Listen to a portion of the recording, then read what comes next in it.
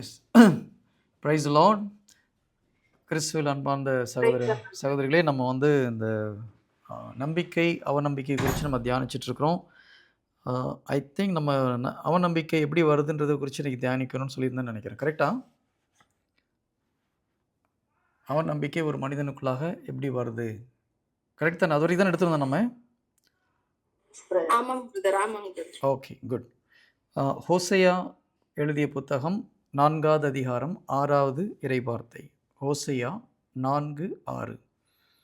யாராவது படிங்க பார்க்கலாம்.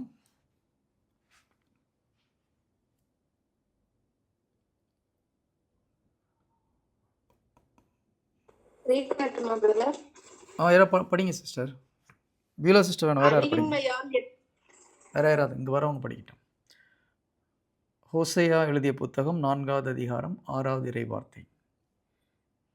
யாராவது கொஞ்சம் குயிக்காக படிங்க பார்க்கலாம். அறிவின்மையால் மக்கள் அழிகின்றார்கள். ஓகே, அறிவின்மையால் ஒரு செகண்ட். ஓகே, அறிவின்மையால் என் மக்கள் அழிகின்றார்கள்.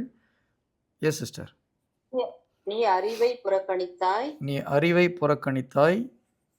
நானும் நீ எனக்கு குருவாய் இராதபடி உன்னை புறக்கணிப்பேன். நானும் நீ எனக்கு குருவாய் இராதபடி உன்னை புறக்கணிப்பேன். அப்போ உன் கடவுளின் திருச்சட்டத்தை மறந்து விட்டாய். நீ உன் கடவுளின் திருச்சட்டத்தை மறந்து விட்டாய். ஓகே, நானும் உன் மக்களை மறந்து விடுவேன்.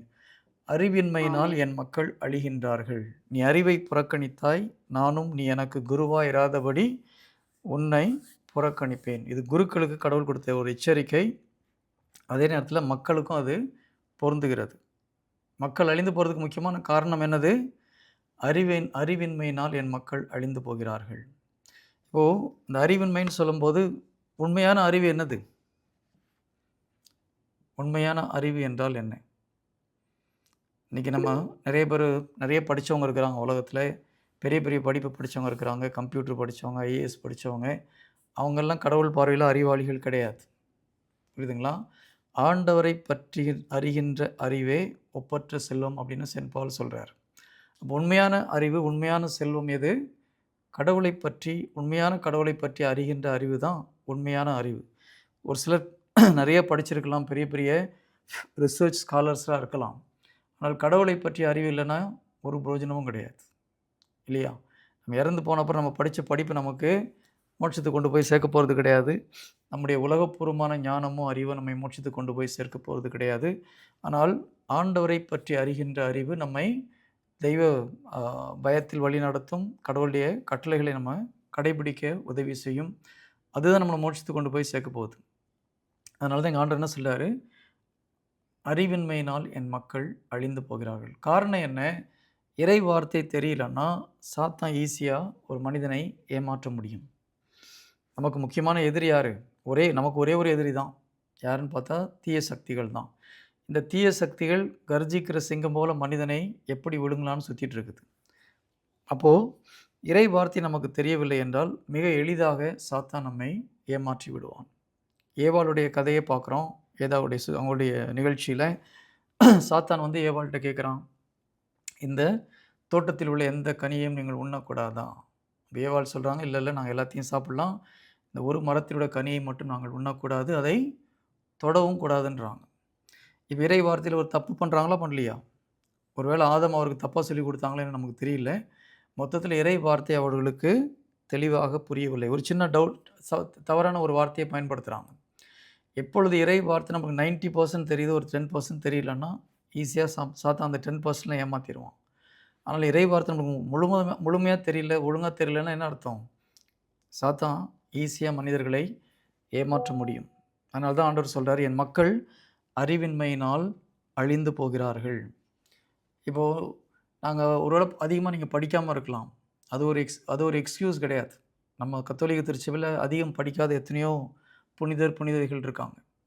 அப்போ நம்ம இறை வார்த்தை வந்து ஒரு முறை படித்த உடனே அப்படியே நம்மளுக்கு ஃபுல்லாக புரிஞ்சிடாது. தொடர்ந்து படிக்க நமக்கு அது புரியும். இறை வார்த்தைனால முதல்ல படிக்கும்போது ஸ்டோரி படிக்கிற மாதிரி தான் படித்தோம். அப்புறம் கொஞ்சம் கொஞ்சமாக படிக்கும்போது என்ன ஆகும்? ஓகே, நான் ஒரு 5 minutes பைபிள் எப்படி படிக்கிறத பற்றி சொல்லி தட்டுமா? பைபிள் எத்தனை பேர் இங்கே இருக்கவங்க எத்தனை பேர் இங்கே முழுமையாக படிச்சிருக்கீங்க? பைபிள் ஃபஸ்ட்டு சாப்டர்லேருந்து கடைசி சாப்டர் வரைக்கும் நான் ஃபுல்லாக படிச்சிருக்கேன் பைபிளில். அட்லீஸ்ட் ஒரு முறையாவது நான் படித்து முடிச்சிருக்கேன்னு சொல்கிறவங்க எத்தனை பேர்? ஒரு சிஸ்டர் சொல்கிறாங்க. Friends. ஓகே, இன்னொரு சிஸ்டர். மற்ற யாரும் ஃபுல்லாக படிக்கல. கம்பல்சரியாக ஃபுல்லாக படிப்பது நல்லது. ஒரு முறையாவது முழுமையாக படிப்பது நல்லது. ஏன்னா நம்ம புதிய ஏற்பாடு மட்டும் நான் முதல்ல ஃபுல்லாக புதிய ஏற்பாடு தான் படித்தேன். ஓகேங்களா? அப்புறம் புதிய ஏற்பாடு படிக்கும்போது நமக்கு ஜீசஸ் பண்ணது மற்றதெல்லாம் புரியும். ஆனால் பழைய ஏற்பாட்டுக்கும் புதிய ஏற்பாட்டுக்கும் என்ன கனெக்ஷன் நம்மளுக்கு புரியாது. அப்போ நீங்கள் பழைய ஏற்பாடு முழுவதும் படிச்சுட்டு ஃபஸ்ட்டு புதிய ஏற்பாடு படிக்கிறது தப்பு கிடையாது. ஆனால் மறுபடியும் பழைய ஏற்பாடு நம்ம ஒரு முறை படிப்பது நல்லது.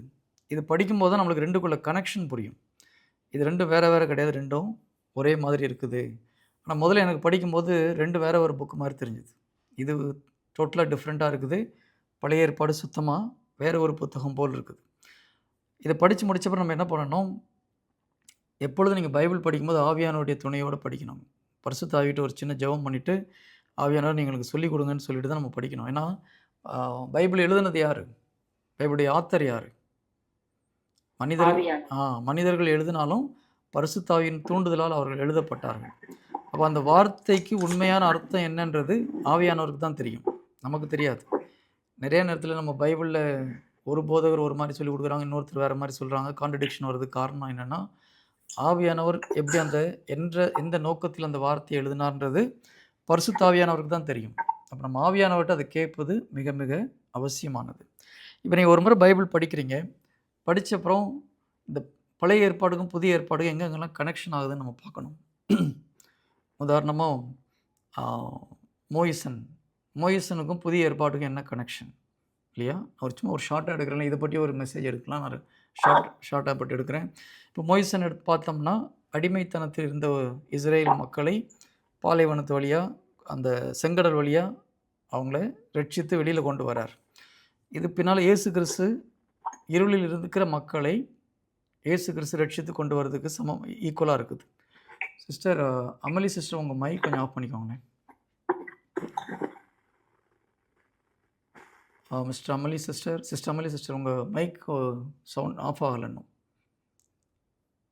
ஓகே.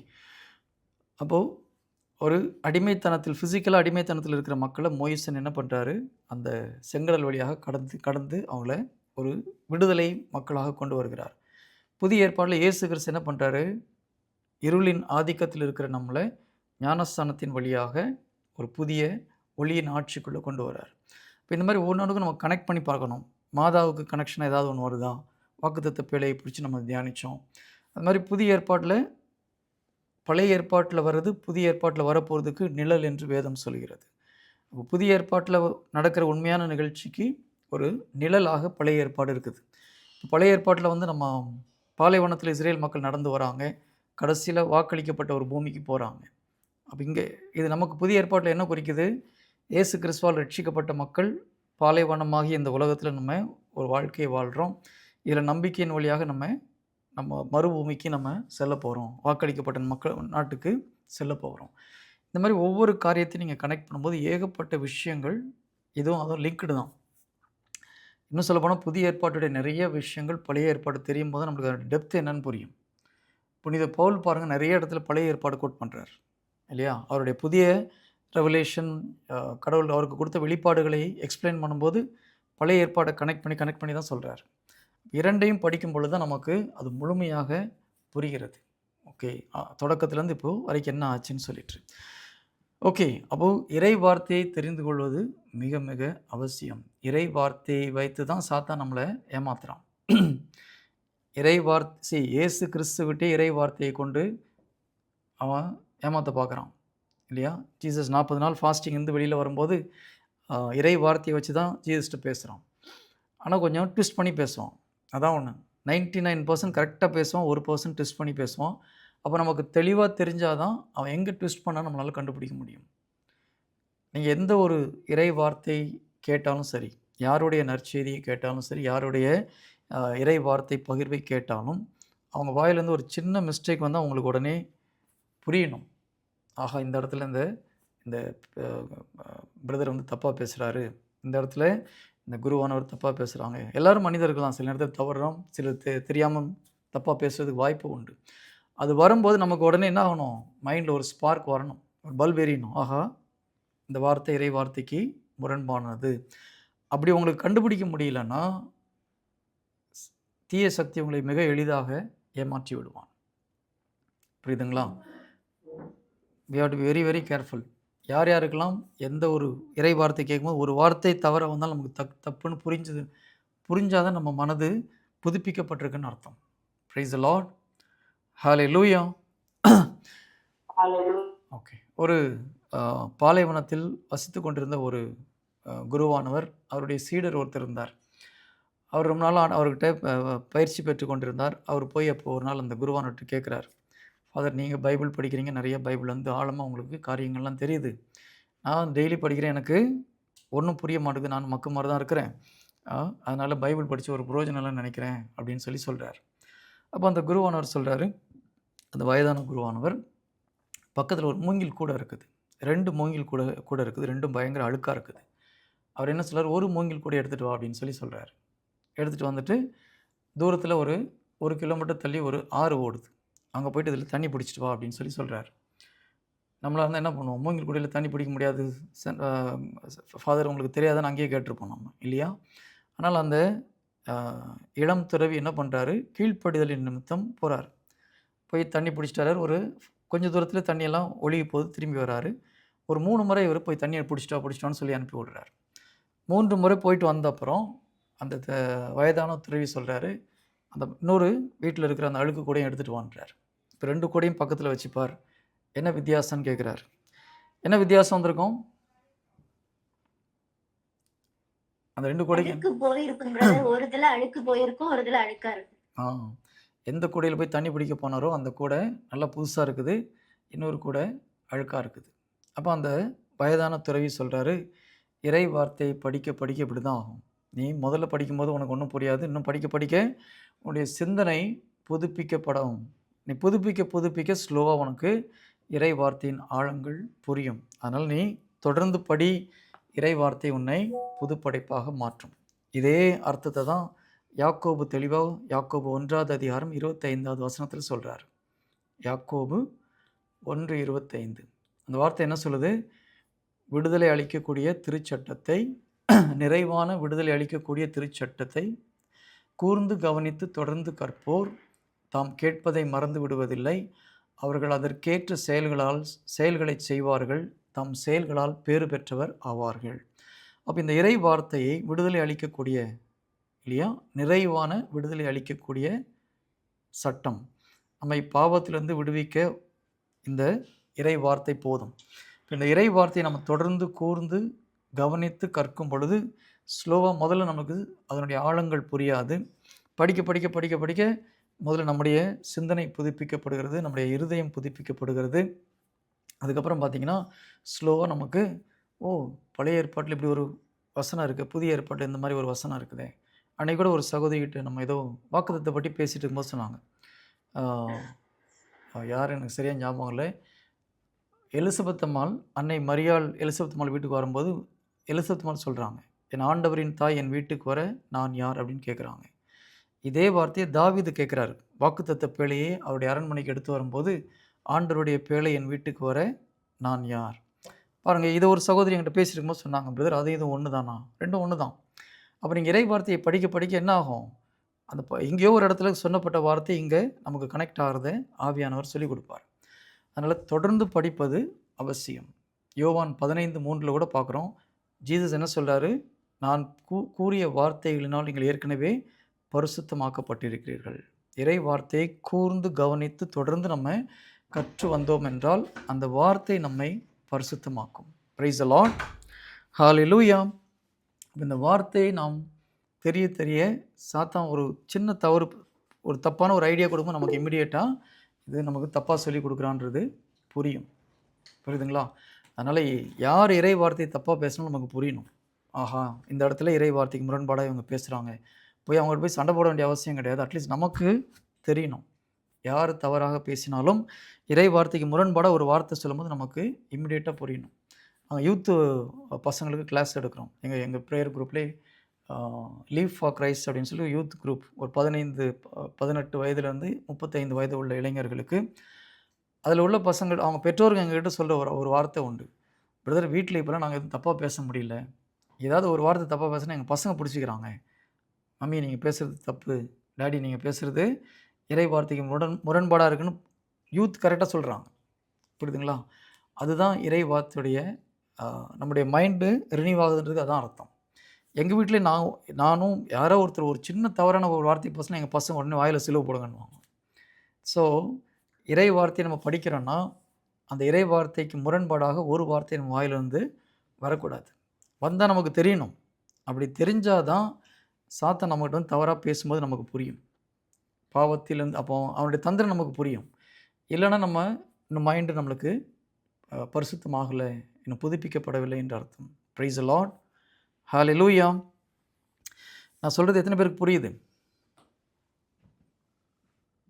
குட். புரியுது. இறை வார்த்தையை நம்ம படிக்கிறது நல்லது, நிறைய படிக்கிறது நல்லது. ஆனால் அதே நேரத்தில் அந்த வார்த்தைக்கு முரண்பாடான ஒரு வார்த்தை வரும்போது நமக்கு தெரியணும். எஸ், இது வந்து பைபிளுக்கு அகெயின்ஸ்டாக பேசுகிறாங்க, இறை வார்த்தையில் இப்படி சொல்லலை ஆனால் இவங்க இப்படி சொல்கிறாங்க இல்லையா? அது நமக்கு புரிந்தால்தான் சாத்தானின் தந்திரங்கள் நமக்கு புரியும். புனித பவுல் சொல்கிறாரு, சாத்தானின் தந்திரங்கள் நமக்கு தெரியும். எப்போ தெரியும்? நமக்கு இறை வார்த்தையை நாம் தெளிவாக தெரிந்து கொண்டு இருக்கும்போது தான் தெரியும். இப்போ உதாரணமாக இயேசு கிறிஸ்து ஒரு நாட்டுக்குள்ளே ஒரு ஊருக்குள்ளே போகிறதுக்கு முன்னால் அங்கே ஒரு கல்லறை வழியாக போகிறார். அங்கே ஒரு பேய் பிடிச்சவர் இருக்கிறாரு. அந்த பேய் பிடிச்சவருடைய இருந்த அந்த தீய சக்தியை கடவுள் ஓட்டும் போது பேய் கேட்குது, நாங்கள் இந்த பன்றி உள்ள போயிடறோம்னு சொல்லி ஜீசஸும் ஓகேன்னு சொல்கிறாரு. அந்த பன்றிகளெல்லாம் போய் அந்த கடலில் குதித்து இறந்து போகுது. இப்போ அந்த பட்டணத்தில் போகும்போது அந்த மக்கள் என்ன பண்ணுறாங்க? மத்தேயு 8வது அதிகாரம் 33, 34 ஜஸ்ட் நோட் பண்ணிக்கோங்க, நான் ஃபாஸ்ட்டாக போகிறேன். மத்தேயு 8, 33, 34 பன்றிகளை மேய்த்து கொண்டிருந்தவர்கள் ஓடிப்போனார்கள். அவர்கள் நகருக்குள் சென்று பேய் பிடித்தவர்களை பற்றிய செய்தியையும் நடந்த அனைத்தையுமே அறிவித்தார்கள். உடனே நகரினர் அனைவரும் இயேசுவுக்கு எதிர்கொண்டு வந்து அவரை கண்டு தங்கள் பகுதியை விட்டு அகலுமாறு வேண்டிக் கொண்டார்கள்.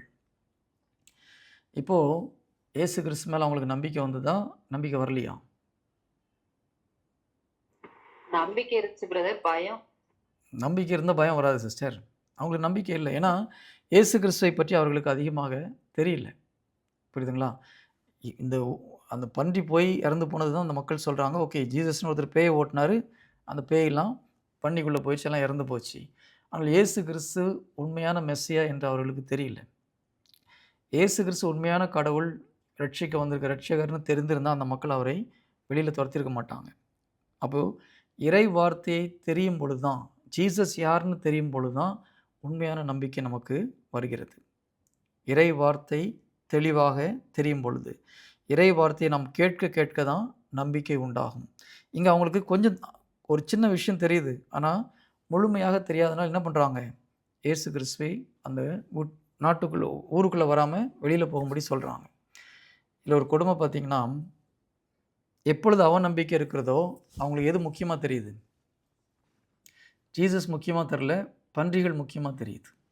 கரெக்டாக? இன்னொரு வகையில் சொல்லப்போனால், யாருக்கெல்லாம் நம்பிக்கை இல்லையோ அவங்களுக்கு இந்த உலக செல்வம் மிக முக்கியமாக தெரியும். நமக்கு இந்த உலக செல்வம், உலக சிற்றின்பம், உலகத்தின் பெருமைகள் முக்கியமாக தெரியுதுன்னா நமக்கு உண்மையிலே இயேசு கிறிஸ்துவை முழுமையாக நாம் நம்பவில்லைன்னு அர்த்தம். இயேசு கிறிஸ்துவை முழுமையாக நம்புகிறவங்களுக்கு இந்த உலகத்தின் பொருள்கள், உலகத்துடைய ஆசாபாசங்கள் பெருசாக தெரியாது. Price the Lord. யாருக்கும் பிடிக்கலன்னு நினைக்கிறேன். நான் சொன்னது யாருக்கும் பிடிக்கலையா? ஓகே, நமக்கு அது ஒரு உண்மை. ஆனா அது வந்து அந்த பக்குவத்துக்குள்ள வரும்போது தான் பிரதர் அதை உணர்ந்து ஏற்றுக்கொள்ள முடியும். பக்குவம் ஓகே சிஸ்டர். நம்ம இயேசு கிறிஸ்து மேலே அன்பு அதிகமாகிடுச்சுன்னா இதெல்லாம் சின்னதாக தெரியும் சிஸ்டர். அன்பு தான், லவ். நமக்கு கடவுள் மேலே அன்பு அதிகமாக இருக்கா, இந்த உலக சொத்து மேலே அன்பு அதிகமாக இருக்கா? இப்போது ஓகே, ஜீசஸ் மேலே நமக்கு அன்பு அதிகமாக இருக்கா, இந்த உலகத்து மேலே அன்பு அதிகமாக இருக்கான்னு எப்படி கண்டுபிடிக்கலாம்? எல்லாத்தையும் செக் பண்ணி பார்க்கணும்ல. எப்படி சிஸ்டர்? எப்படி கண்டுபிடிப்பீங்க? நான் மற்றவங்களை விட்டுருங்க.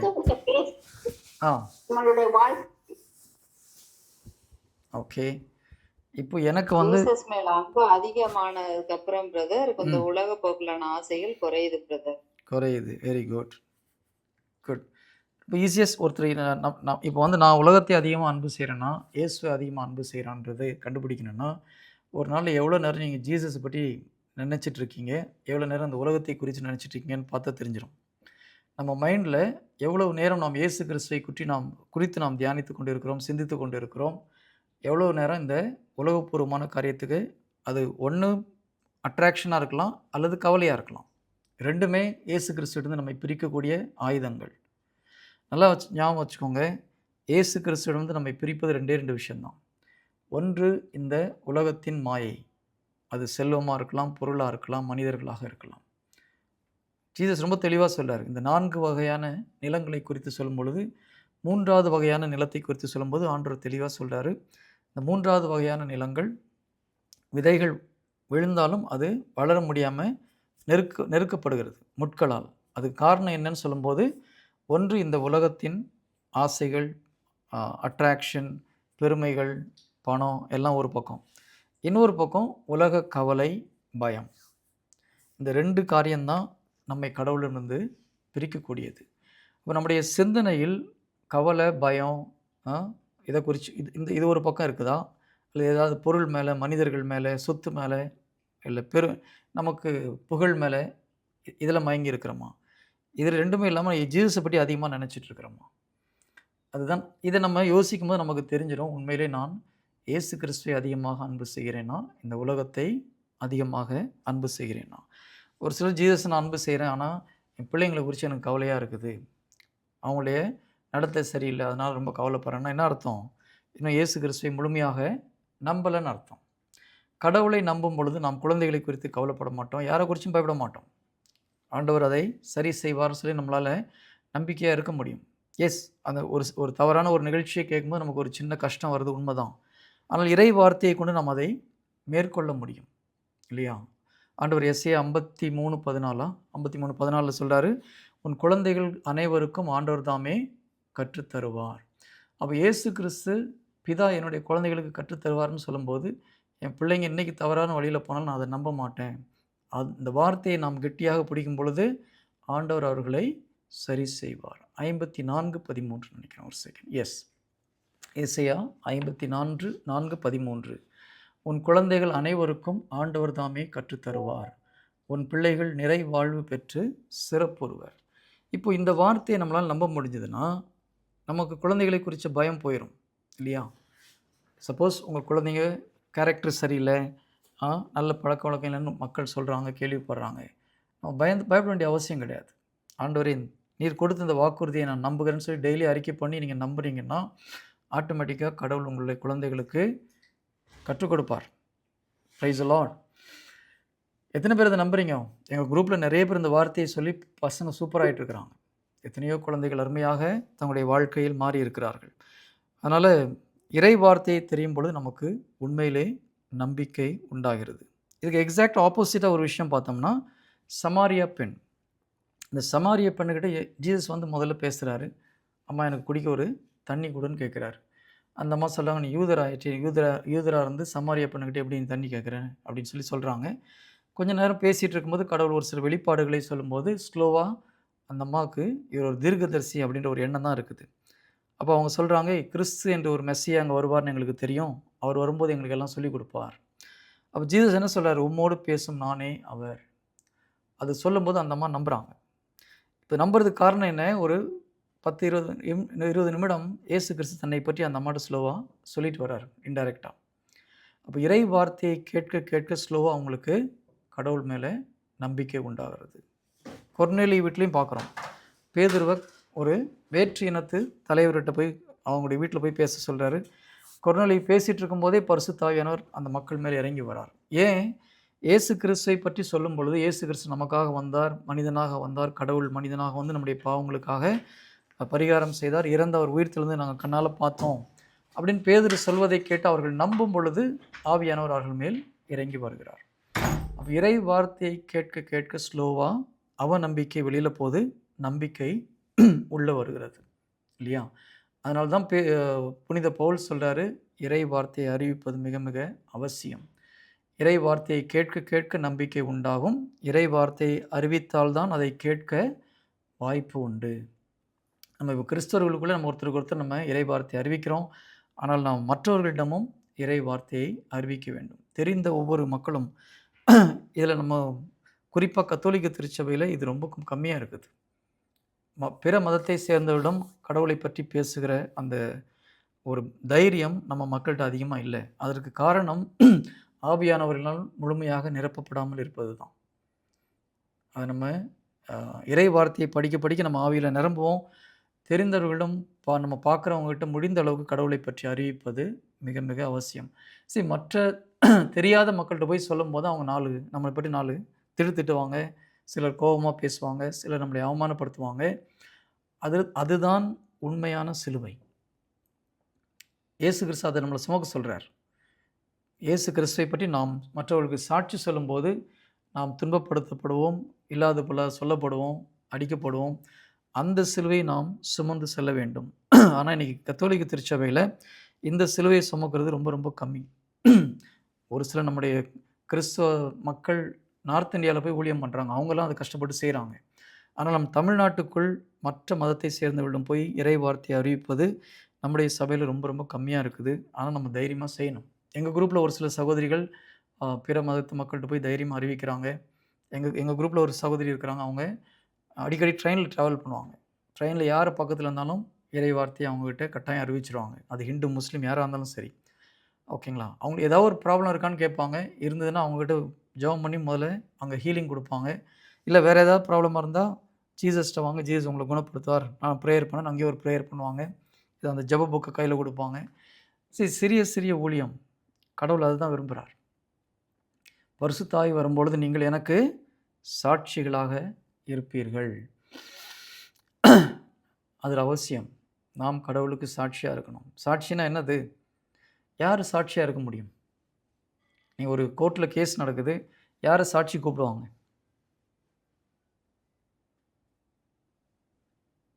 யாராவது சொல்லுங்க பார்க்கலாம். நம்ம இவ்வளோ அடிக்கடி சொல்கிறோம், அறிந்தவர்கள் தான் சாட்சி சொல்ல முடியும். உண்மை அறிந்தவர்கள் சாட்சி சொல்ல முடியும். உண்மை அறிஞ்சால் போதுமா சிஸ்டர்?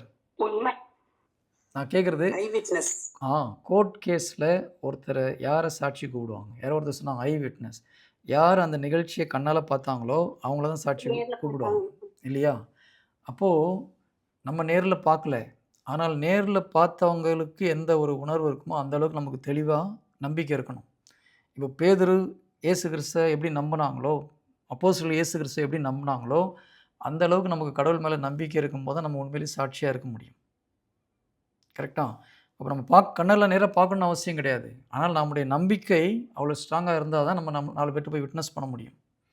எஸ், இயேசு கிறிஸ்து பேதுரு அவங்க வாழ்ந்த காலத்தில் மாத்திரம் இல்லை, இன்றைக்கும் உயிரோடு இருக்கிறார். என் வாழ்க்கையில் இந்த அற்புதத்தை செய்கிறார், இல்லையா? என்னுடைய வாழ்க்கையில் என்னென்ன அற்புதம் செய்கிறார், எனக்கு என்ன வெளிப்பாடுகளை கொடுத்துருக்கார், இதை பற்றி சொல்லும்போது தான் அது பவர்ஃபுல்லான ஒரு விட்னஸாக போய் சேரும். அப்போ நமக்கு இறை வார்த்தையை குறித்த தெளிவு, இயேசு கிறிஸ்துவோட பர்சனலாக ஒரு ஐக்கியம் இருக்கணும், இயேசு கிறிஸ்துவோடு ஒரு சில இறை அனுபவம் இருக்கணும், இல்லையா? அதெல்லாம் இருக்கும்போது நம்முடைய நம்பிக்கை முதல்ல ஸ்ட்ராங் ஆகும். இறை அனுபவம் மிக மிக அவசியம். ஜீசஸ் நம்ம உயிரோடு இருக்கிற கடவுளை கும்பிட்றோன்னா நமக்கு அவர்கிட்ட ஏதாவது ஒரு என்கவுண்டர் ஆகிருக்கும், இல்லையா? என்கவுண்டர் வித் ஜீசஸ்ன்னு சொல்லுவாங்க. இயேசு கிறிஸ்துவோடு ஒரு சந்திப்பு, கண்ணுக்கு நேருக்கு நேராக பார்த்தாலும் அது ஒரு சூப்பர் எக்ஸ்பீரியன்ஸ். இல்லைனா அவருடைய குரலை கேட்டிருக்கணும், அவரோட பேசியிருக்கணும், இதெல்லாம் நடக்கும். உண்மையாக நீங்கள் இயேசு கிறிஸ்துவை வழிபட்டீர்கள் என்றால், இயேசு கிறிஸ்து உங்களுக்கு முக்கியமாக பட்டுதுன்னா அதையெல்லாம் நீங்கள் நிச்சயமாக அனுபவிப்பீர்கள். ஏன்னா ஜீசஸ் நம்ம கும்பிட்ற கடவுள் உண்மையான உயிருள்ள கடவுள். 2000 வருஷத்துக்கு முன்னாடி இருந்து அவருடைய வேலை முடிஞ்சு போகல, இன்றைக்கும் உயிரோடு இருக்கிறார். ஒவ்வொரு மக்களோடும் பேசுகிறார், ஒவ்வொரு மக்களோடும் இடர்படுகிறார். எத்தனையோ இயேசு கிறிஸ்துவை தெரியாத மற்ற பிற மதத்து மக்களுக்கு கடவுள் காட்சி கொடுக்குறார். நம்ம காட்சி வந்தால் தான் நான் சொல்லலை, ஆனால் ஏதாவது ஒரு வகையில் கடவுளோடு உங்களுக்கு ஒரு உறவு இருப்பது, அந்த எக்ஸ்பீரியன்ஸ் இருப்பது மிக மிக அவசியம். பலருக்கு காட்சி வழியாக கடவுள் பேசுகிறார், சிலருக்கு கனவு வழியாக பேசுகிறார். இதெல்லாம் நடந்தால் தான் அவர் உயிருள்ள கடவுள், இல்லையா? கரெக்டாக நான் சொல்கிறது? 2000 வருஷத்துக்கு முன்னால் முடிஞ்சு போச்சு. இதுக்கப்புறம் யாருக்குமே அவர் தரிசனம் கொடுக்கல, யார்கிட்டையுமே பேசலை, எங்கிட்டையும் பேசலை. அவருடைய குரல் எனக்கு இது வரைக்கும் கேட்டது கிடையாது. அப்போ உயிரோடு இருக்கிறார் இல்லையான்றது என்ன கேரண்டி? நம்ம வாழ்க்கையில் ஒரு அற்புதமாக நடக்கலை அப்படின்னா நாம் உயிருள்ள இயேசு கிறிஸ்துவை நாம் புரிந்து கொள்ளவில்லை, அனுபவிக்கவில்லை. நாம் உயிருள்ள இயேசு நிறைய கிறிஸ்துவ மக்கள் இன்றைக்கி வந்து ஒரு என்ன சொல்கிறது, லைஃப்லெஸ் கிறிஸ்டியனாக வாழ்ந்து கொண்டிருக்கிறதுக்கு காரணம் ஜீசஸ் உயிரோடு நம்ம கூட இருக்கிறத நம்ம உணர முடியல, நம்ம பேச முடியல. அதனால தான் இயேசு கிறிஸ்துவின் குரலை உங்களால் கேட்க முடிஞ்சது, அவருடைய பரிசுத்தாவின் வழி நடத்துதலை நம்மளால் உணர முடிகிறது இல்லையா? அல்லது காட்சி வாயிலாக கடவுள் நம்மோடு பேசுகிறார். இதெல்லாம் நடக்கணும். நீங்கள் பைபிள் படிக்கும்போது திடீர்னு ஒரு இன்ஸ்பிரேஷன் கொடுப்பார், கிளியராக கொடுப்பார், அவங்களுக்கு புரியும் அது இது ஆவியானவர் கொடுக்குற இன்ஸ்பிரேஷன் அப்படின்னு சொல்லிட்டு. Price the Lord. இதுவரை நீங்கள் அப்படி இல்லைன்னா அந்த அனுபவத்துக்குள் கடந்து வாங்க. நீங்கள் கொஞ்சம் அதிக நேரம் பர்சனல் ப்ரேயர் பண்ணும்போது ஆண்டவர் உங்களோடு பேசுகிறத நீங்கள் கேட்க முடியும். நான் கத்தாரில் இருக்கும்போது ஒரு சகோதரிக்கு கவுன்சிலிங் கொடுத்துட்டு இருந்தேன். அப்போ அவங்க ஒரு சபையை லீட் பண்ணுறாங்க, ஸ்ரீலங்கன் மக்களை லீட் பண்ணுற ஒரு அருமையான ஒரு சகோதரி. அப்போ ஒரு சில காரியங்களை பேசிகிட்டு இருக்கும்போது காட்சி வழியாக ஆண்டவர் இன்னொரு சகோதரி வழியாக சொன்னார், ஜீசஸ் இவங்களோட பேசிகிட்டு இருக்கார் அப்படின்னு. அப்போ நான் அவங்ககிட்ட கேட்டேன், சிஸ்டர் ஜீசஸ் உங்ககிட்ட பேசுவாரா? ஆமாம் பேசுவார் அப்படின்னா. அப்போது எப்படி பேசுவார்னா அப்படி பக்கத்தில் உட்காந்து பேசுவார் அப்படின்றாங்க. சரி, பக்கத்தில் உட்காந்து நம்ம பேசுகிற மாதிரி அவர் அந்த மாட்ட பேசுவாராம். அப்படிப்பட்ட சகோதரிகள் இருக்கிறாங்க. நமக்கு அதே அனுபவம் இருக்கணும்னு நான் சொல்ல வரல. ஆனால் இயேசு கிறிஸ்து உயிருள்ள கடவுள், ஒவ்வொருவரையும் ஒவ்வொரு விதமாக வழி நடத்துவார். ஓகேங்களா? நமக்கு நம்முடைய சிந்தனை எண்ணங்கள் படிக்கிறதுலாம் இறை வார்த்தையை படித்து தியானிச்சுட்டே இருக்கும்போது ஆண்டவர் நம்மளோடு பேசுகிறத நமக்கு புரிந்து கொள்ள முடியும். சின்ன வயசில் நான் கிறிஸ்துவ வாழ்க்கையில் வளர்ந்து வரும்போது நிறைய பேர் கிண்டல் பண்ணுறதை நான் கேட்டிருக்கேன். இந்த மாதிரி இவன் வந்து கடவுள் உங்கள்கிட்ட பேசுகிறான்னு சொல்லி பொய் சொல்லிட்டு இருக்கிறான் பாரு அப்படின்னு சொல்லிட்டு. அது பொய் கிடையாது, இறை அனுபவம் இல்லாதவர்கள் சொல்கிற பொய் அது. ஓகேங்களா? கடவுள் பேசுவார், உயிருள்ள கடவுள். நம்ம வழிபடுற கடவுள் இறந்து போன கடவுள் கிடையாது, உயிரோடு இருக்கிற கடவுள், இன்றும் உயிரோடு இருக்கிறார். நீங்கள் சாட்சிப்படுத்துகிறீங்க, நீங்கள் ஒரு சாட்சிய வாழ்வுன்னா என்ன அர்த்தம்? இன்றைக்கி ஜீசஸ் உயிரோடு இருக்கிறார்ன்றதை உங்களால் ப்ரூஃப் பண்ண முடிஞ்சால் தான் நீங்கள் ஒரு சாட்சிய வாழ்ந்து கொண்டு இருக்கிறீர்கள். பேதுருவோ அப்போஸ்தலரோ போகும்பொழுது இயேசு கிறிஸ்து இன்னும் உயிரோடு இருக்கிறார்ன்றதை ப்ரூஃப் பண்ணாங்க இல்லையா? நாம் கிறிஸ்தவர்கள் இன்றைக்கி ஜீசஸ் உயிரோடு இருக்கிறான்றதை நம்மளால் ப்ரூஃப் பண்ண முடிஞ்சால் தான் உண்மையான நம்ம சாட்சிய வாழ்ந்து கொண்டு இருக்கிறோன்னு அர்த்தம். அதனால் தாகம் உள்ளவனுக்கு கடவுள் நிச்சயம் கொடுப்பார். அதிக நேரம் தனி ஜெபத்தில் இருங்க, அதிகமாக இறை வார்த்தையை தியானிக்கும் பொழுது ஏதாவது ஒரு வகையில் கடவுள் உங்களோடு உறவாடுவார். நேராக வந்து பேசுவார் நான் சொல்ல வரல. ஒவ்வொருத்தருக்கும் ஒவ்வொரு விதமான அனுபவங்கள். ஒரு சிலருக்கு காட்சி வழியாக பேசலாம், ஒரு சிலருக்கு கனவு வழியாக பேசலாம், ஒரு சிலருக்கு உள்ளத்தில் பேசுவார். ஆனால் நம்ம மனம் அமைதி அடையும் பொழுது உள்ளத்தில் பேசுவது கேட்கும், நிச்சயமாக கேட்கும். இதை தான் பவுல் என்ன சொல்கிறாரு, ஆவியினால் வழி நடத்தப்படுகிறவர்களே என்னுடைய மக்கள், பரிசுத்தாவினால் வழி நடத்தப்படுகிறவர்களே கடவுளுடைய மக்கள் அப்படின்னு சொல்லி சொல்கிறார். அப்போ என்ன அர்த்தம்? பரிசுத்தாவியை நம்ம உள்ளத்திலிருந்து பேசுகிறது நமக்கு கேட்கணும். அப்படி கேட்டால் தான் உண்மையான கிறிஸ்தவ மக்கள். பரிசுத்தாவி நமக்குள்ளாக இருந்து பேசுகிறது நமக்கு கேட்கலன்னா நாம் ரிலீஜியஸ் பீப்புளாக இருக்கிறோம் தவிர ஸ்பிரிச்சுவல் பீப்புளாக மாறலை. நல்லா ஞாபகம் வச்சுக்கோங்க, ரிலீஜியஸ் வேறு, ஸ்பிரிச்சுவல் வேறு. ரிலீஜியஸ்னால் நம்ம வாரத்துக்கு ஒரு நாள் கடன் போஸ்டே போயிட்டு வந்தால் போதும், ஒரு ஜெபமாலை பண்ணால் போதும், முடிஞ்சு போச்சு. கிறிஸ்துவன் நானும் கத்தோலிக்க கிறிஸ்துவன் சொல்லிட்டு உட்காந்துட்ருப்போம். கடவுள் அதை கேட்கல இல்லையா? ஃபார்மாலிட்டிக்கு ஒரு வாரத்துக்கு ஒரு நாள் பூசைக்கு போயிட்டு வந்தால் முடிஞ்சு போச்சா? அவர் உண்மையான நம்முடைய தகப்பன், உண்மையான சகோதரன் அப்படின்னு நம்ம நினச்சோம்னா தினமும் அவரோடு பேச வேண்டும், அவருடைய குரலை நாம் கேட்க வேண்டும். யோவான் 10வது அதிகாரம் 27வது வசனம் அப்படி தான் சொல்லுது, என் ஆடுகள் என் குரலை கேட்கும் இல்லையா? யாராவது ஒருத்தர் படிங்க பார்க்கலாம். யோவான் 10:27.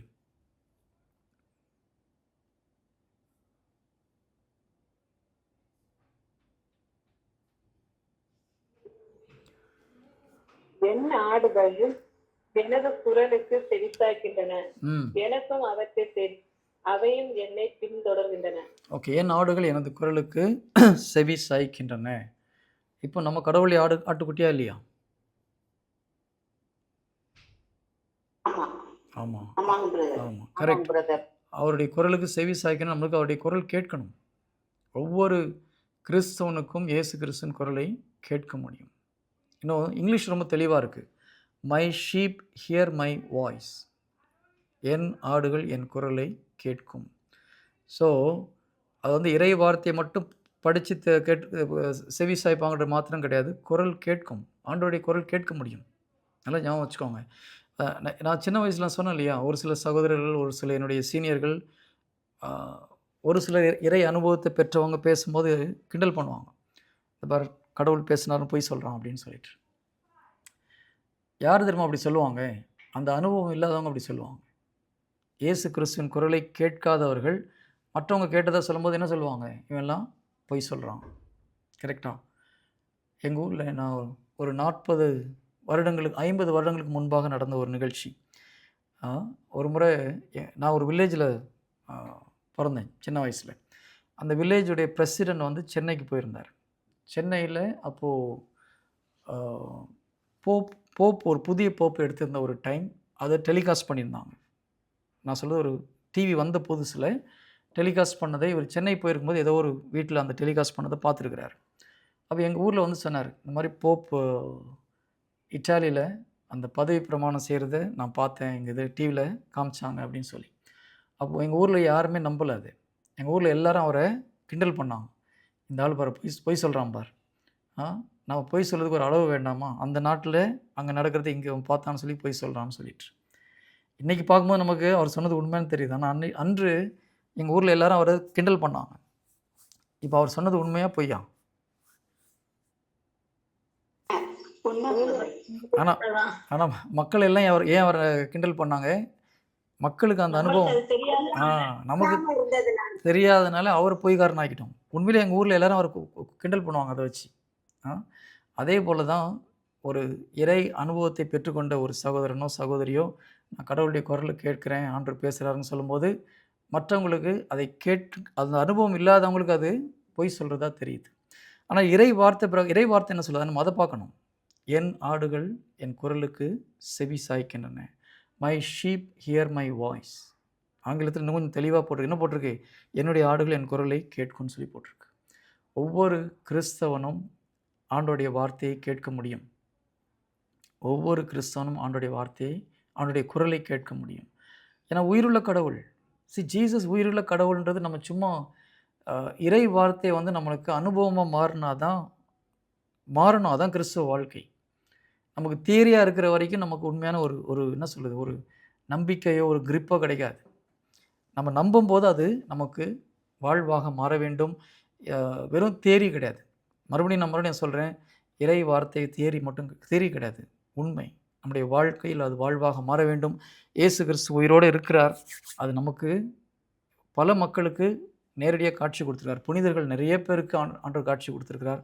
புனிதர்களுக்கு மாத்திரம் அல்ல. குடும்ப வாழ்க்கையில் இருக்கிற சாதாரண சகோதர, சகோதரிகளுக்கு இயேசு கிறிஸ்து காட்சி கொடுத்திருக்கிறார். எனக்கு தெரிந்த என்னுடைய ஸ்பிரிச்சுவல் எல்டருக்கு ஜீசஸ் நேராவே காட்சி கொடுத்திருக்கிறார். நிறைய முறை காட்சி கொடுத்திருக்கிறார். பல அனுபவங்களை அவருடைய வாழ்க்கையில கொடுத்திருக்கிறார். அவருடைய அதெல்லாம் நான் சொன்னா இப்போ பாதி பேர் நம்ப மாட்டீங்க. அந்த அளவுக்கு அவருடைய வாழ்க்கையில் இறை அனுபவங்கள் நடந்திருக்கிறது. நான் பலமுறை இயேசு கிறிஸ்துடைய வாய்ஸை கேட்டிருக்கிறேன். மாதாவுடைய குரலை ஒரு சில நேரத்தில் கேட்டிருக்கேன். சாத்தானுடைய குரலையும் கேட்டிருக்கிறேன். ஓகேங்களா? அப்போ கேர்ஃபுல்லா இருக்கணும். நம்மகிட்ட யார் பேசுறது நம்ம ஏவாள் மாரி ஏமாந்து போயிட்டு சாத்தான்ட்ட பேசிட்டு இருக்கக்கூடாது. சாத்தான் பேசும்போது எப்படி கண்டுபிடிக்கலாம்? நான் உங்களுக்கு சொல்லியிருப்பேன்னு நினைக்கிறேன் இல்லையா? தீய சக்தி பேசினா கண்டுபிடிக்கிறது எப்படின்னு சொல்லி கொடுத்துருக்கேனா? இங்க டிஸ்கஸ் பண்ணியிருக்கோமா? ஈவில் ஸ்பிரிட் பேசுறது இல்லையா? பண்ணல. ஓகே. சரி 10 நிமிஷம் இருக்கு. நான் அத டிஸ்கஸ் பண்றேன். இப்போ அன்னை மரியாளோ, பரிசுத்த ஆவியானவரோ நம்மகிட்ட பேசும்போது, உள்ளத்தில் ஒரு மிகுந்த அமைதி இருக்கும். பீஸ். நம்ம உள்ளத்துல அப்படி ஒரு குவைட்னஸ் இருக்கும். ஒரு பீஸ் இருக்கும். சமாதானம் இருக்கும். ஆனால் சாத்தான் பேசும்போது நம்முடைய உள்ளம் வந்து ஒரு பதவேதுக்குள்ளாகும். ஒரு பீஸ் இருக்காது. நம்மளுக்கு ஒரு நடுக்கம் உண்டாகும். ஓகேங்களா? அது ஃபர்ஸ்ட் பாயிண்ட். செகண்ட் பாயிண்ட், இறை வார்த்தைக்கு முரண்பாடா ஒரு காலத்திலேயும் இயேசு கிறிஸ்துவிடமிருந்தோ, புனிதர்களிடமிருந்தோ வாய்ஸ் வராது. அன்னை மரியாளிடமிருந்தோ குரல் கேட்க போகிறது கிடையாது. பேசுகிற வார்த்தை இறை வார்த்தைக்கு முரண்பாடாக இருந்ததுன்னா, அது நிச்சயமாக தீய சக்தி தான் உங்ககிட்ட பேசுகிறான்னு அர்த்தம். அதே போல் கத்தோலிக்க திருச்சபையுடைய டீச்சிங்க்கு எகெயின்ஸ்டாக வாய்ஸ் கேட்டதுன்னா, அதுவும் நிச்சயமாக ஹோலி ஸ்பிரிட் கிடையாது. 3 காரியங்கள். 1 பீஸ் ஆஃப் மைண்ட் இருக்காது. 2 இறை வார்த்தைக்கு முரண்பாடான அந்த சொல்கிற வார்த்தை வந்து இறை வார்த்தைக்கு முரண்பாடாக இருந்தால் அது கடவுள்கிட்டருந்து வர்றது கிடையாது. 3வது, கத்தோலிக்க திருச்சபையோட டீச்சிங் எகெயின்ஸ்டாக ஒரு பேச்சு வந்தாலும் தயவுசெய்து அக்செப்ட் பண்ணாதீங்க. 4வது, ஆவியானவர் பேசும்பொழுது, இயேசு கிறிஸ்து பேசும்போது உங்களை புஷ் பண்ண மாட்டாங்க. சீக்கிரம் செய், உடனே செய்ன்னு சொல்லி புஷ் பண்ண மாட்டாங்க. ஏன்னா God is a gentle God. ஓகேங்களா? ஒரு முறை சொல்வார், ஓகேம்மா இதை செய்யின்னு சொல்வார். அது நம்மளுக்கு தெளிவாக தெரியும், இது ஆண்டவர் தான் பேசுகிறான்னு சொல்லிட்டு. 2 முறை சொல்வார், தென் he will be quiet. நம்மளை புஷ் பண்ணி அவசரப்படுத்தி பேச மாட்டார். உடனே செய் நம்மளை ஒரு ப்ரெஷர் கொடுக்க மாட்டார். ப்ரெஷர் கொடுத்தா அது நிச்சயமாக தீய சக்தின்னு அர்த்தம். Praise the Lord. ஹல்லேலூயா. அப்போ நமக்கு இன்னைக்கு இதோடு நான் முடிச்சுக்கிறேன். ஃபஸ்ட்டு என்னது, அவநம்பிக்கை வர்றதுக்கு முக்கியமான காரணம் இறை வார்த்தையை தெரியாமல் இருப்பது. ஆனால் நீங்கள் ஒவ்வொருவரும் இறை அனுபவத்துக்குள் வர வேண்டும். என்னுடைய ஒரு தாழ்மையான வேண்டுகோள், கிறிஸ்தவ வாழ்க்கை என்பது வெறும் தியரிட்டிக்கல் வாழ்க்கை கிடையாது. ப்ராக்டிக்கலாக கடவுளை இந்த உலகத்தில் நாம் அனுபவிக்க வேண்டும். தாவீது சொல்கிறார் இல்லையா, ஆண்டவரை சுவைத்து பாருங்கள். சுவைத்து பாருங்கள். இறை வார்த்தையை நம்ம படிக்கிறோம், அதனுடைய ஆழ்ந்த அர்த்தங்களை புரிந்து கொள்கிறோம். அது நமக்கு ஒரு மகிழ்ச்சியை கொடுக்குது. இறை வார்த்தை தேனை விட இனிமையானது, கடவுள் அதை விட இனிமையானவர். அவருடைய பிரசன்னத்தை நம்மளால் உணர முடியணும், அவருடைய குரலை கேட்க முடியணும், அவரோடு நாம் பேச வேண்டும். இது எல்லா கிறிஸ்தவனுக்கும் முடியும். இதில் துறவரத்தில் இருக்கிறவங்க மாத்திரம் தான் முடியும், இல்லை குருக்கள் அவங்களுக்கு தான் முடியும் அப்படின்னு கிடையாது. கடவுள் பாரபட்சமற்ற கடவுள்.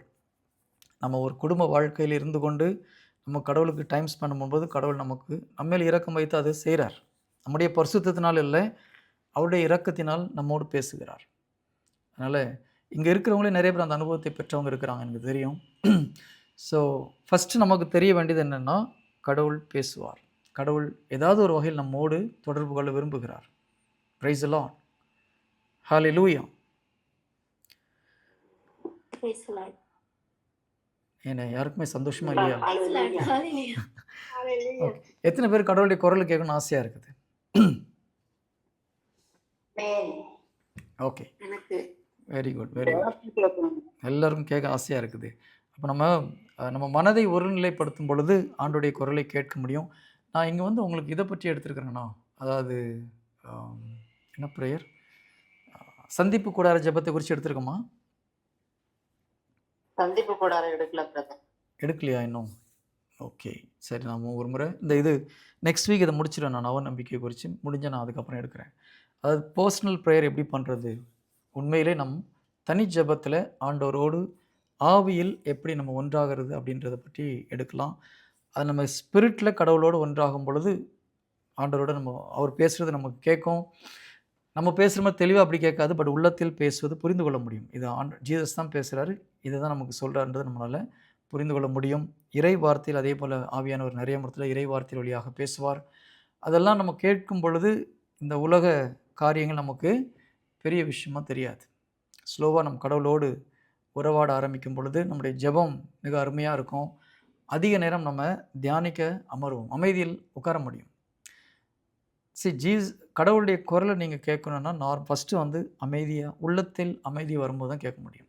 நம்முடைய கான்ஷியஸ், சப்கான்ஷியஸ், அன்கான்ஷியஸ் மைண்ட் சொல்கிறோம் இல்லையா, 3 விதமான மனங்கள் ஒருநிலைப்படும் பொழுது நம்ம ஆவியில் என்ட்ரு ஆகும்போது ஆண்டவர் பேசுவதை கேட்க முடியும். இன்றைக்கி நீங்கள் தெரிஞ்சு கொள்ள வேண்டியது, கடவுளுடைய குரலை கேட்க முடியும், ஒவ்வொரு கிறிஸ்தவனும் கேட்க முடியும். அது ரொம்ப முக்கியம். முதல்ல நமக்கு அந்த நம்பிக்கை வரணும். என் நாடுகள் என் குரலுக்கு செவி சாய்க்கின்றன. தமிழ் அப்படி போட்டிருக்கு, ஆங்கிலத்தில் என் நாடுகள் என் குரலை கேட்கின்றனன்னு இருக்குது. ஒவ்வொரு கிறிஸ்தவனும் கடவுளின் குரலை கேட்க முடியும். ஒரு ஊழியக்காரனுடைய ஒரு முக்கியமான வேலை என்ன தெரியுமா? நான் எங்களுடைய குரூப்பில் எங்கள் ப்ரேயருக்கு வர மக்கள்கிட்ட நான் சொல்கிற விஷயம் அதுதான். ஒரு ப்ரீச்சருடைய வேலை தன்னிடம் வருகிற மக்களுக்கு கடவுளின் குரலை கேட்க வைப்பது. எப்போ கடவுளுடைய குரல் உங்களுக்கு கேட்குதோ அதுக்கப்புறம் ஒரு ஊழியக்காரருடைய வேலை கொஞ்சம் கம்மி தான். நீங்கள் அதை கேட்கும்போது ஒரு சில டவுட் வரும். பிரதர், இது ஜீசஸ் பேசுகிறாரா, இல்லை சாத்தான் பேசுகிறானா, இல்லை என்னுடைய மனசுலேருந்து வருதா, இது எப்படி கண்டுபிடிக்கிறது, இந்த மாதிரி ஒரு சில சந்தேகங்கள் வரும்.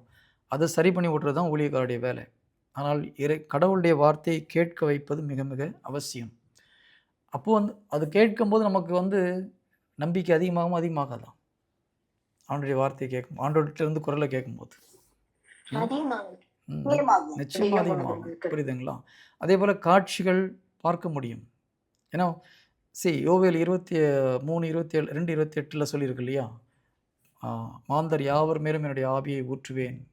இளைஞர்கள் காட்சிகளை காண்பார்கள், முதியவர்கள் கனவுகளை காண்பார்கள்.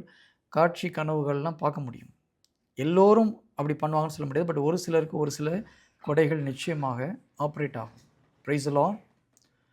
ஹல்லேலூயா. முதல்ல நமக்கு அந்த நம்பிக்கை வரணும். அதுக்கு நம்ம சின்சியராக எப்படி அதை பெற்றுக்கொள்வது என்பது ரொம்ப சிம்பிள். உண்மையிலேயே ஈஸி தான். கடவுள் ரொம்ப ஜீசஸ் இஸ் சிம்பிள். நம்ம தான் சில நேரத்தில் அவரை காம்ப்ளிகேட்டட் ஆக்கிறோம். இன்றைக்கி நீங்கள் தெரிந்து கொள்ள வேண்டியது, அவநம்பிக்கை வருவதற்கு மிக முக்கியமான காரணம் இறை வார்த்தையை சரியாக புரிந்து கொள்ளாமல் இருப்பது. ஓகேங்களா? இறை வார்த்தையை புரியும் பொழுது நமக்கு அந்த அவநம்பிக்கை போயிடும். அடுத்தது, யார் பேசினாலும் இறை வார்த்தைக்கு முரண்பாடாக பேசும்போது நமக்கு உடனே நம்முடைய சிந்தனையில் இது தவறுன்னு புரியணும். அது ரொம்ப ரொம்ப அவசியம். அதனால் நீங்கள் கேர்ஃபுல்லாக கவனிக்கணும். யார் பேசினாலும் ஏதோ பேசுகிறாங்க கேட்டுக்கிறோம், இல்லை இவர் ஒரு பெரிய ஊழியக்காரர் பேசுகிறார் சரியாக பேசுவார்னு சொல்லி நம்ம அப்படியே அக்செப்ட் பண்ண வேண்டிய அவசியம் கிடையாது. யார் இறை வார்த்தையை பேசினாலும் இறை வார்த்தைக்கு முரண்பாடாக இருந்தால் ஏற்றுக்கொள்ளாதீர்கள், தயவுசெய்து. ஓகேங்களா? புனித பவுலே அதான் சொல்கிறார். நான் பேசுகிறது இன்றைக்கி நீ ஏற்றுக்கொள்கிற, ஓகே, நாளைக்கு நான் திரும்பி வந்து இன்றைக்கி பேசின அந்த இறை வார்த்தைக்கு முரண்பாடாக பேசினா ஏற்றுக்கொள்ளாதுன்னு சொல்கிறார். அதனால் யார் பேசினாலும் இறை வார்த்தைக்கு முரண்பாடாக பேசும்போது ஏற்றுக்கொள்ள வேண்டாம். அடுத்த முக்கியமான பாயிண்ட், என் ஆடுகள் என் குரலுக்கு செவி சாய்க்கின்றன. My sheep will hear my voice. என் ஆடுகள் என் குரலை கேட்கும். இதை நீங்கள் தாகத்தோடு கேளுங்க. ஸ்லோவாக ஒரு சில கிளாஸ் கடிச்சு உங்களுக்கு அது புரியும். காட்சிகள் உங்கள் வாழ்க்கையில் நீங்கள் பார்க்க முடியும். நான் ஒரு நாள் இதுக்காக ப்ரேயர் பண்ணலாம். கொஞ்சம் ஃபெய்த்தில் நீங்கள் க்ரோ ஆகும்போது வில் ப்ரே. எங்கள் குரூப்பில் வர சகோதரிகள் ஒரு சிலர் இங்கே வராங்க. அவங்களாம் காட்சியை பார்க்குறாங்க, கவுன்சிலிங் கொடுக்குறாங்க. ஸோ அது வந்து எல்லாருக்கும் சொந்தமானது. நல்லா ஞாபகம் வச்சுக்கோங்க. எல்லா கிறிஸ்தவனுக்கும். ஓகே, எபேசியர் 1:3 என்ன போட்டிருக்குன்னு பாருங்கள். பேர ஒருத்தர் படிங்க பார்க்கலாம். எபேசியர் 1வது அதிகாரம் 3வது இறை வார்த்தை. எபேசியர் 1:3. இன்னொரு 2-3 மினிட்ஸ் இருக்குது. யாராவது ஒருத்தர் குயிக்காக படித்தா நல்லாயிருக்கும். எபேசியர் 1. நம் ஆண்டவராகிய இயேசு கிறிஸ்துவின் தந்தையும் கடவுளுமானவர் போற்றி. ஓகே, அவர் விண்ணகம் சார்ந்த படிக்கவா பிரதர்? படிங்க சிஸ்டர். அவர் விண்ணகம் சார்ந்த ஆவிக்குரிய ஆசி அனைத்தையும் கிறிஸ்து வழியாய் நம் மீது பொழிந்துள்ளார். பாருங்க, ஆண்டவர் வந்து விண்ணகம் சார்ந்த ஆவிக்குரிய ஆசி அனைத்தையும் கிறிஸ்து வழியாக நம் மீது பொழிந்துள்ளார். இப்போ பரலோகத்தில் இருக்கிற மொத்த ஆசீர்வாதமும் எங்கே இருக்குது? நமக்குள்ளே தான் இருக்குது. நம்ம நிறைய நேரத்தில் ஆண்டவரே எனக்கு இந்த கொடையை கொடுங்க, அந்த கொடையை கொடுங்க, பரிசுத்தாவின் வல்லமையை கொடுங்கன்னு கேட்குறோம். ஆனால் மொத்த பரிசுத்தாவின் கொடையும் நமக்குள்ளே தான் இருக்குது. தயவுசெய்து மறுபடியும் ஒரு முறை படிங்க. நானே படிக்கிறேன்.